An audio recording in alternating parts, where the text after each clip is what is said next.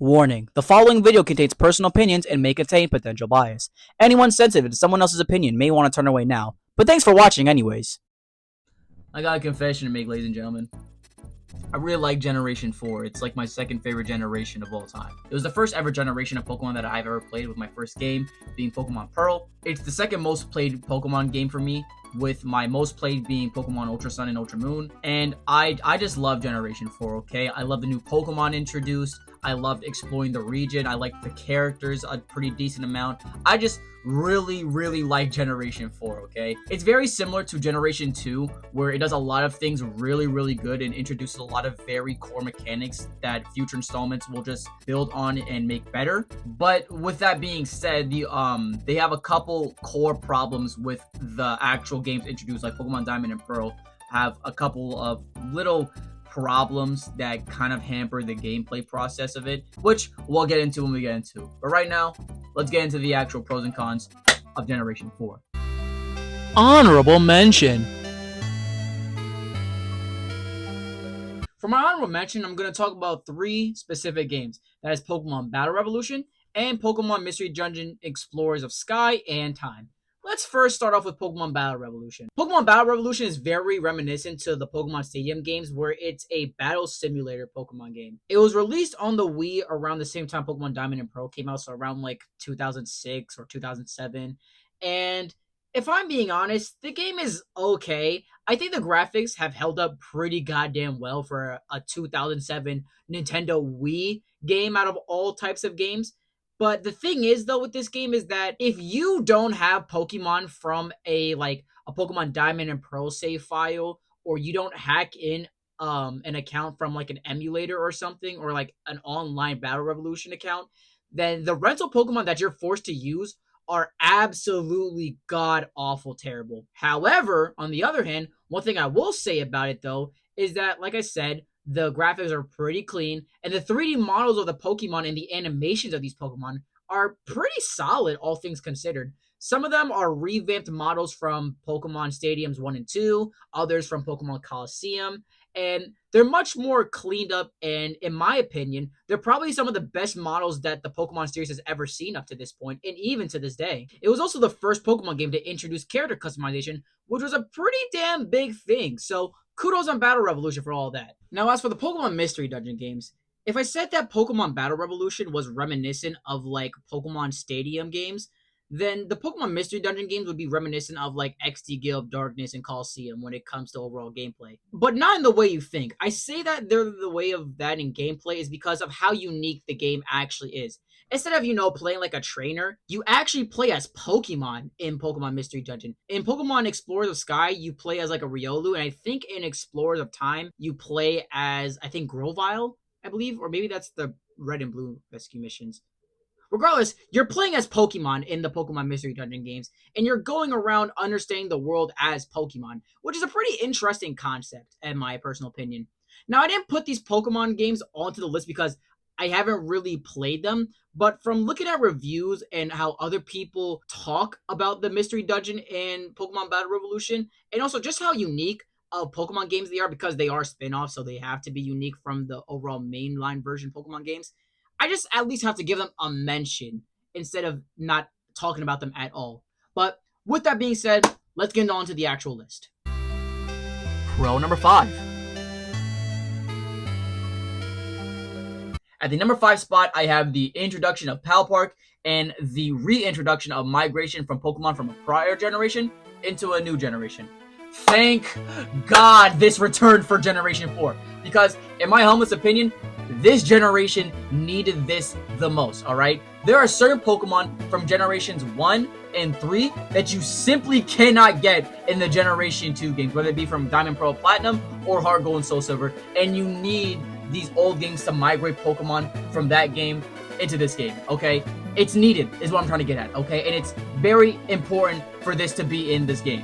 Now, the only problem with the Pal Park is that you can only bring 6 Pokemon a day, which obviously makes completing your Pokedex and just overall transferring Pokemon a kind of a pain and a little bit of a hassle. But I'm just really glad they brought it back, if I'm being honest. And also, it's free, you know what I'm saying? You don't have to pay a subscription to transfer Pokemon, unlike now.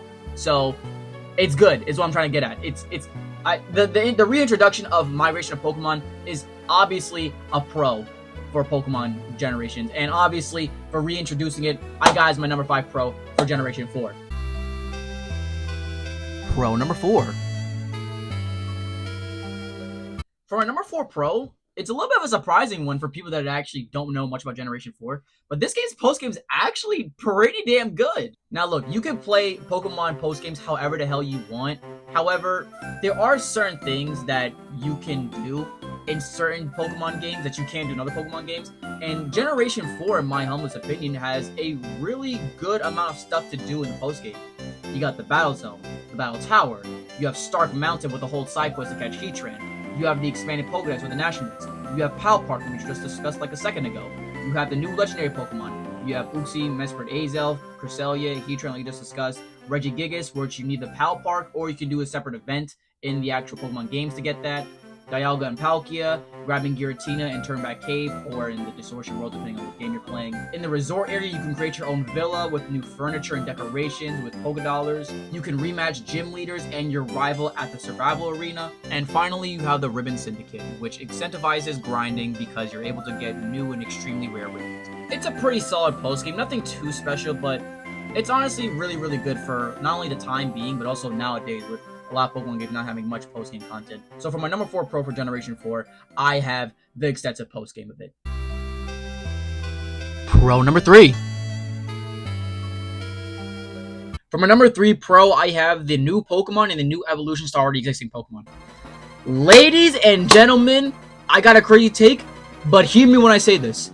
If it wasn't for Generation 4, the second generation of Pokemon would easily be the worst generation of Pokemon when it comes to new Pokemon introduced. Because, oh my god, does this generation give those Pokemon certain evolutions and certain additions that they so desperately need. Oh my goodness, guys. Not even regarding the new evolution of Pokemon, the new Pokemon that are just overall introduced in the 4th generation are just phenomenal. I could talk about every single Generation 4 Pokemon introduced, but instead I'm just going to talk about a select group of Pokemon from this generation, just to show you the scale of how good this generation of Pokemon is. We got Bidoof. Honestly, one of the best designed Route 1 rodents and one of the best Route 1 rodents. Staraptor, same thing, one of the best Route 1 birds in terms of design and overall impact. Kricketune, probably the most famous Route 1 bug and has the best Pokemon cry of all time. You got Luxray, which is a very good and unique design for a Route 1 Pokemon. Rampardos and Bastiodon, which are really good and unique design fossil Pokemon. Roserade, which is a much needed evolution for the forgettable Roselia in Generation 3. Vespiquen, which is also a really cool and really rare Honeytree Pokemon. Floatzel, another amazing water-type designed Pokemon. You got Ambipom, which is a unique and much-needed evolution from Apom. Drifloon, which is a really cool ghost type and a very cool concept to obtain him. You got Riolu and Lucario. I mean, I think this speaks for themselves. And finally, you have Garchomp, which is not only the best designed pseudo-legendary Pokemon, but it's also the best competitively pseudo-legendary Pokemon. Look, ladies and gentlemen, this generation of Pokemon is really good. Like I said in my Generation 3 video, I personally think this and Generation 4 are like the best generations of new Pokemon introduced. So for my number 3 pro, I got the new Pokemon introduced in Generation 4. Pro number 2. For my second pro, ladies and gentlemen, we have the introduction of the physical special split.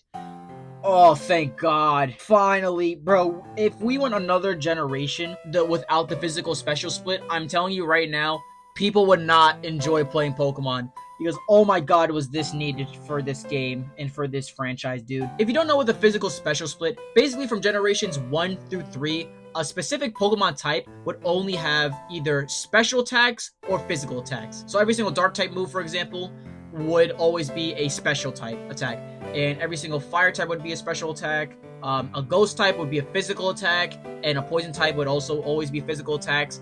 And for a lot of these Pokemon at the time, this sucked because they'd always have one stat that was like overwhelmingly better than their other attacking stat. Like, for example, Gengar really benefited from the physical special split because both of his stabs from generations 1 through 3 being Ghost and Poison were both physical attacks, even though Gengar is a special attacking Pokemon. Same thing with Togekiss, a Pokemon that has really good special attack, but both of its stab attacks, being normal and flying, are both physical attacks. But in this generation with the physical special split, they're able to use special attacking, normal and flying type moves. And finally, we have Gyarados, which is also another famous example. a Pokemon with very, very high physical attack, but one of its stabs, being water, was always special attacking. Now in Generation 4, it can use physical attacking water type moves to hit its opponents more effectively. The physical special split, it's one of the greatest things to ever happen in Pokemon, and that's my number 2 pro for Generation 4, which is the physical special split. And the number 1 pro of Generation 4 is Wi-Fi. And this shouldn't come as a surprise to anyone that knows anything about Pokemon remotely. Wi-Fi is the most important thing to come from the Generation 4, and it's the most important thing to ever come to the Pokemon franchise as a total. It's Wi-Fi. Now, why is that? Well, here's the things that you can do with Wi-Fi. You can trade with people online, battle anyone you want online, visit voice chats and rooms with strangers and friends of yours. You can visit the Wi-Fi Plaza from Platinum only, which allows you and 20 other people to join in and play mini games and chat with emotes. And also, you can download mystery gifts and do specific events with Wi-Fi. Now, I know that doesn't sound like a lot, but Wi-Fi single-handedly improved all of Pokemon's connectivity problems they've had with the past couple of generations, being only technically peer-to-peer or like having to use like specific wires to connect devices to properly trade and battle with. With Wi-Fi, you can literally trade and battle with anyone across the world that has the specific Pokemon game. So, for the most important and honestly the best feature in Pokemon history, we have Wi-Fi. Now, like every generation of Pokemon, Generation 4 of course has its faults and problems, which we will shortly get into eventually. However, I just want to stress the amazing and phenomenal things that Generation 4 of Pokemon has introduced. The introduction of Wi-Fi for one is obviously like the most important thing to come out of this generation. But things like the physical special split, okay? The reintroduction of migration of Pokemon, new evolutions, and just the overall new Pokemon that are introduced are all phenomenal, okay? And honestly, this generation of Pokemon is extremely great.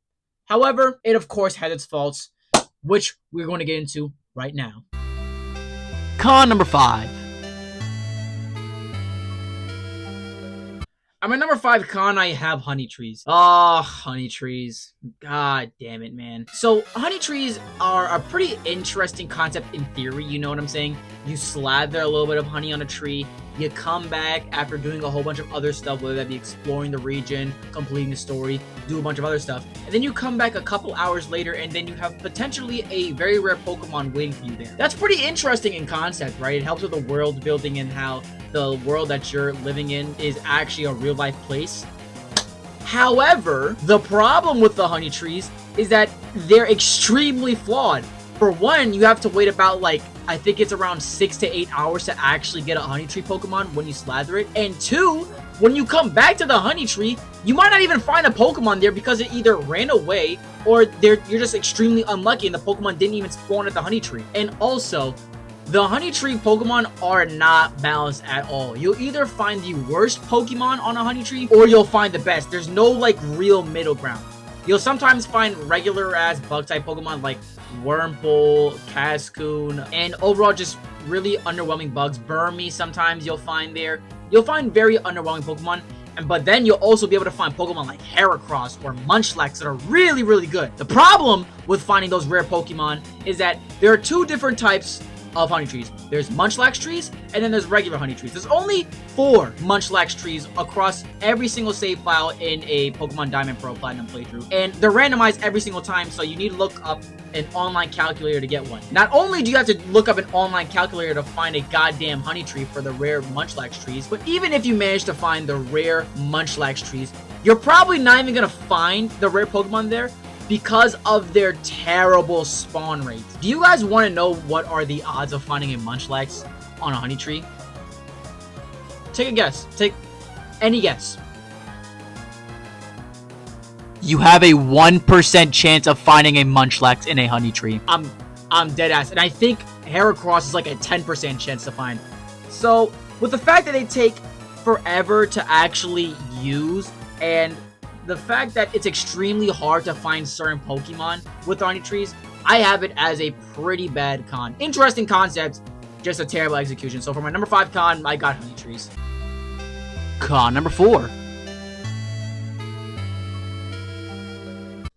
At my number 4 con, I have the Great Marsh. Oh man, this thing sucks. So the Great Marsh in Diamond Pearl Platinum is the Safari Stone to literally almost every single other generation of Pokemon prior to Generation 4. The reason why I say the Great Marsh is a con is for 2 reasons. One, it is terrible to navigate because there's literally mud on every single grass patch that you could walk in the Great Marsh. And 2, the Pokemon here kind of suck, okay? Let's be honest. There's not much of a reason to go to the Great Marsh because there's not that many good Pokemon here. I mean, for most of the Pokemon that you can catch, you can kind of catch like almost anywhere else, with the exception of like only Carnivine, the Toxicroak line, and I think Yanma, and that's really it. There's no other reason for you to ever come here. Oh well, and Skorupi. Skorupi is really good. The Drapion line it's very solid in this game. But those are really like the only 3 to 4 Pokemon that I can really acknowledge that you would actually have a reason to go into the Safari Zone for. If you don't like any of those Pokemon, there's no reason to go there. So for my number 4 con of Generation 4, I have the Great Marsh due to its terrible mobility and not that great of a variety of Pokemon to look at. Con number 3. For my number 3 con, I have the over-reliance on HMs, ladies and gentlemen. Now, if you thought the amount of HMs in the 3rd generation of Pokemon were bad, you haven't seen anything, my friend. Now, I think in the Generation 3 games, you only need about like 4 or 5 HMs to properly complete story. I want you guys to guess how many goddamn HMs are needed to complete the Generation 4 games. I'll give you guys a minute. Did you guess 6 HMs? No? Oh, well, great. You wanna know why? Because no sane person would ever think you need 6 goddamn moves to properly beat the story. But let's count out these moves, okay? Let's count out what type of HMs we're messing with. You need Strength, Rock Smash, Cut, Surf, Waterfall, and Rock Climb. 6 Why? Why do you need 6 of these goddamn moves to complete the story, bro? And that's not even counting the HMs that are needed for quality of life features like Fly and Flash to help you get through caves or just travel the region a lot more efficiently. Look, I'm really just glad that Generation 7 came and took all the HMs, just threw them out and replaced them with Ride Pokemon, because at this point in the franchise, I think even other people saw it all the way back in like 2007, 2008 when these games come out, that HMs were starting to get kind of outdated and really unnecessary. So that's my number 3 con for Generation 4, is the overall reliance on HMs to properly help you progress through the story. Con number 2. For my second con, ladies and gentlemen, I have the really strange Diamond and Pearl Pokedex. Now, what exactly do I mean by this? Because I know in the Pro section, I talked about how much I really like the designs of all of the Generation 4 Pokemon, and I think it's one of the best designed generations of Pokemon ever. That's not what I'm talking about. My problem, and what this entry is focused on, is what Pokemon are actually in this goddamn Pokedex. Because yeah, the new Pokemon are really goddamn good, but the thing is though, is that this region has one of the worst type varieties of any Pokemon region ever. I mean, everybody knows about the extreme lack of fire types that are in this generation. You know what I'm saying? You only get 2 fire types in Diamond and Pearl, and that is either your starter Chimchar or Rapidash.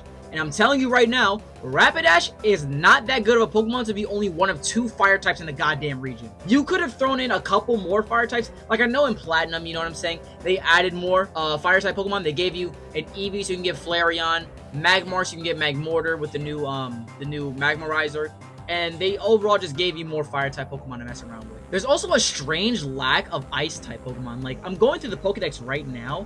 There's only like 1 or 2 ice types. There's like Abomasnow and Sneasel. I think that's it. I'm serious. I don't see many other ice types in the goddamn Diamond and Pearl Pokedex. Now, this not only is a problem to you, the player, for the variety of Pokemon that you can choose from, but it also sucks for the goddamn actual boss fights like the gym leaders and the Elite Four for not having well-constructed teams. A very good example of this is Flint. In Diamond and Pearl, he only uses 2 fire-type Pokemon, and one of them is literally a starter. Another one is Volkner. I think Volkner only uses like 1 or 2 electric Pokemon in Diamond and Pearl. Again, these are all changed on Platinum, but what I'm trying to get at though is that why do we need a whole nother game to fix problems that could have easily been fixed with just a little bit of workaround from the devs? So For my number 2 problem of Generation 2, I have the very, very strange Pokedex of Diamond and Pearl.